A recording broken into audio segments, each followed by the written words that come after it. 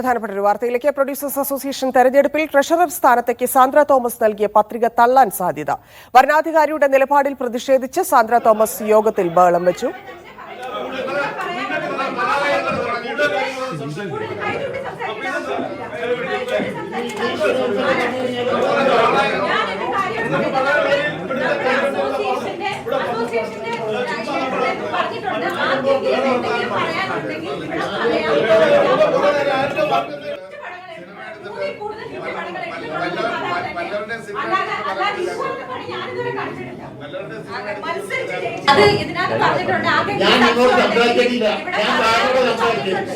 ഇവിടെ ആർക്കെങ്കിലും സംശയമുണ്ടെങ്കിൽ പറയാമെന്ന് പറഞ്ഞിട്ടുണ്ട്.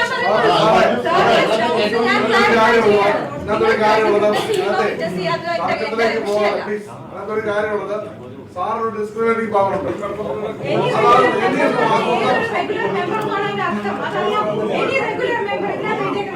Any regular member who has got 3 or more number of pictures sent. Yes, Sandra Thomas ബഹളം വെച്ചതിന്റെ ദൃശ്യങ്ങളാണ് കണ്ടത്. ലിഡിയ തോമസ് ചേരുന്നുണ്ട്. ലിഡിയ, എന്താണ് യോഗത്തിൽ സംഭവിച്ചത്? ധന്യ, 2 പത്രികകളായിരുന്നു സാന്ദ്ര തോമസ് നൽകിയിരുന്നത്. അതായത് പ്രസിഡന്റ് സ്ഥാനത്തേക്കും മറ്റൊന്ന് ട്രഷറർ സ്ഥാനത്തേക്കും. അതിന്റെ സൂക്ഷ്മ പരിശോധനകൾ, അതായത് പ്രൊഡ്യൂസേഴ്സ് അസോസിയേഷൻ തെരഞ്ഞെടുപ്പിന്റെ മറ്റെല്ലാ പത്രികകളുടെയും ഒക്കെ സൂക്ഷ്മ പരിശോധന നടക്കുന്നതിനിടെയാണ് ഇത്തരത്തിലൊരു തർക്കത്തിലേക്ക് കാര്യങ്ങൾ കൊണ്ടുചെന്ന് അല്ലെങ്കിൽ കാര്യങ്ങൾ എത്തിയത്. അതായത് ട്രഷറർ സ്ഥാനത്തേക്കുള്ള പത്രികയുടെ സൂക്ഷ്മ പരിശോധന നടക്കുന്ന സമയത്ത് സാന്ദ്ര തോമസിന്റെ പത്രിക സ്വീകരിക്കാനാവില്ല എന്ന് റിട്ടേണിംഗ് ഓഫീസർ പറയുകയായിരുന്നു. അതിനെ തുടർന്നാണ് സാന്ദ്ര ഇത്തരത്തിൽ ബഹളം വെക്കുകയും ഇങ്ങനെയൊരു വലിയ രീതിയിലുള്ള ഒരു തർക്കത്തിലേക്ക്, ഒരു ബഹളത്തിലേക്ക് കാര്യങ്ങൾ പോവുകയും ചെയ്തത്. അതായത് തിരഞ്ഞെടുപ്പിൽ മത്സരിക്കണമെങ്കിൽ 2 സിനിമ അല്ലെങ്കിൽ 2 സിനിമകളുടെ സെൻസർ സർട്ടിഫിക്കറ്റ് വേണം. അതായത് പ്രൊഡ്യൂസ് ചെയ്ത 2 സിനിമകളുടെ സെൻസർ സർട്ടിഫിക്കറ്റ് ആവശ്യമാണ്.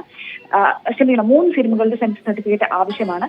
എന്നാൽ സാന്ദ്രയ്ക്കുള്ളത് 2 സിനിമകളുടെ സെൻസർ സർട്ടിഫിക്കറ്റ്, മറ്റൊന്ന് ഫ്രൈഡേ ഫിലിം ഹൗസിൽ മുൻപ് വിജയ് ബാബുവുമായി ഒപ്പം ചേർന്ന് നിർമ്മിച്ച സിനിമയുടെ സർട്ടിഫിക്കറ്റുകളുമാണ്. അതുകൊണ്ട് തന്നെ അത്തരത്തിൽ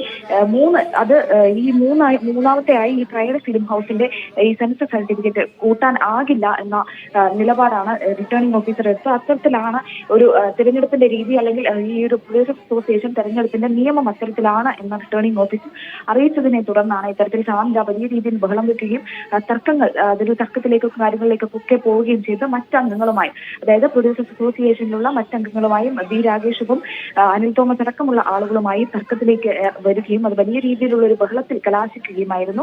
അതായത് ബൈലോയിൽ അത്തരത്തിലുള്ള കാര്യം 3 സിനിമകൾ, അതായത് 3 സിനിമകൾ സ്വന്തം സിനിമകൾ എന്ന് ബൈലോയിൽ പറഞ്ഞിട്ടില്ല, ആവശ്യമാണ് എന്ന് ബൈലോയിൽ പറഞ്ഞിട്ടില്ല. മറിച്ച് 3 സിനിമകൾ വേണമെന്ന് മാത്രമേ പറഞ്ഞിട്ടുള്ളൂ. ലിഡിയ, നമുക്കറിയാം സാന്ദ്രയുടെ ഒറ്റയാൾ പോരാട്ടവും നമ്മൾ കാണുന്നതാണ്. നിലവിൽ ഭരണസമിതിയിൽപ്പെട്ട പ്രമുഖർക്കെതിരെയൊക്കെ നിയമ നടപടിക്ക് പോകുന്ന സാഹചര്യത്തിൽ കൂടിയാണ് ഈ സംഘടനാ തെരഞ്ഞെടുപ്പിലേക്ക് സാന്ദ്ര മത്സരിക്കുമെന്ന രീതിയിലേക്ക് എത്തിയത്. അത് വലിയ പ്രതിഷേധം സ്വാഭാവികമായിട്ടും ഉണ്ടാകും. അവരെ തള്ളുന്നതിലൂടെ എന്താണ് സംഘടന ഉദ്ദേശിക്കുന്നതെന്ന് നമുക്ക് മനസ്സിലാക്കാവുന്നതേ ഉള്ളൂ.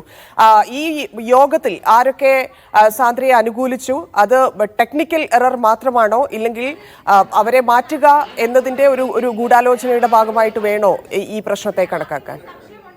ധന്യ സൂചിപ്പിച്ചതുപോലെ സാന്ദ്ര നടത്തുന്നത് ഒരു ഒറ്റയാൾ പോരാട്ടം തന്നെയാണ്. മറ്റാരും ഈ സംഘടനയിൽ സാന്ദ്രയ്ക്ക് ഒരു പിന്തുണ ആയിട്ട് ആരും തന്നെ ഇല്ല. ഇന്ന് സാന്ദ്ര ഒറ്റയ്ക്ക് തന്നെയാണ് അവിടെ തർക്കിക്കുന്നുണ്ടായിരുന്നത്, അല്ലെങ്കിൽ അത്തരത്തിൽ തന്റെ നിലപാട് വ്യക്തമാക്കുന്നുണ്ടായിരുന്നത് സാന്ദ്ര ഒറ്റയ്ക്ക് തന്നെയാണ്. ആ ഒരു കാര്യം തന്നെയാണ് നമുക്ക് കാണാൻ സാധിക്കുന്നത്. നിലവിൽ ഈ ടെക്നിക്കൽ എറർ തന്നെ പറഞ്ഞിട്ടാണ്, അതായത് 3 സർട്ടിഫിക്കറ്റുകൾ ആവശ്യമാണ്. സാന്ദ്രയുടേത് 1 ഫ്രൈഡേ ഫിലിം ഹൗസിന്റേതാണ്. സാന്ദ്രയുടെ കൈവശം 2 സെൻസർ സർട്ടിഫിക്കറ്റുകൾ മാത്രമേ ഉള്ളൂ എന്ന കാര്യം പരിഗണിച്ചാണ്, അത്തരത്തിലൊരു കാര്യം വ്യക്തമാക്കിയാണ് ഇങ്ങനെ ഒരു കാര്യത്തിലേക്ക്, പത്രിക തള്ളുന്ന ഒരു കാര്യത്തിലേക്ക് വന്നത്. അതായത് പ്രസിഡന്റ് സ്ഥാനത്തേക്കുള്ള പത്രികയുടെ സൂക്ഷ്മ പരിശോധന നടന്നിട്ടില്ല. ട്രഷറർ സ്ഥാനത്തേക്ക് നൽകിയ പത്രികയുടെ സൂക്ഷ്മ പരിശോധന നടക്കുമ്പോൾ അത് സ്വീകരിക്കാനാവില്ല എന്ന് റിട്ടേണിംഗ് ഓഫീസർ നിലപാടെടുക്കുകയായിരുന്നു. സാന്ദ്ര പറയുന്നത് ഇതൊരു ഗൂഢാലോചനയുടെ ഭാഗമാണ്, ഇത്തരത്തിൽ തന്നെ മനഃപൂർവ്വം ഇതിൽ നിന്ന് ഒഴിവാക്കാൻ ശ്രമിക്കുന്നത് തന്നെയാണ് എന്നാണ് സാന്ദ്രയുടെ വാദം. എന്നാൽ അതിനെതിരെ മറ്റംഗങ്ങൾ കൂടി ഇതിനു മുൻപുള്ള ഭരണസമിതിയിൽ ഉണ്ടായിരുന്ന മറ്റംഗങ്ങൾ കൂടി ശക്തമായി രംഗത്ത് വരികയും അതൊരു വാക്കുതർക്കത്തിലേക്കും ഒരു ബഹളത്തിലേക്കും ഒക്കെ കലാശിക്കുകയും ചെയ്യുന്ന ഒരു സാഹചര്യം തന്നെയായിരുന്നു ഉണ്ടായിരുന്നത്. അത്തരത്തിലാണ് നിലവിൽ കാര്യങ്ങൾ നടന്നുകൊണ്ടിരിക്കുന്നത്. നിലവിൽ തർക്കങ്ങളും കാര്യങ്ങളും ഒക്കെ തുടർന്നുകൊണ്ടിരിക്കുകയാണ്. ഈ പത്രിക തള്ളും എന്ന് തന്നെയാണ് നമുക്ക് അറിയാൻ സാധിക്കുന്നത്. കാരണം ടെക്നിക്കലി ഒരു കാര്യം പറഞ്ഞുകൊണ്ട് ഇത്തരത്തിലൊരു കാര്യം പറഞ്ഞുകൊണ്ടാണ് പത്രിക തള്ളുന്ന ഒരു നിലപാടിലേക്ക് പ്രൊഡ്യൂസേഴ്സ് അസോസിയേഷൻ എത്തിയത്.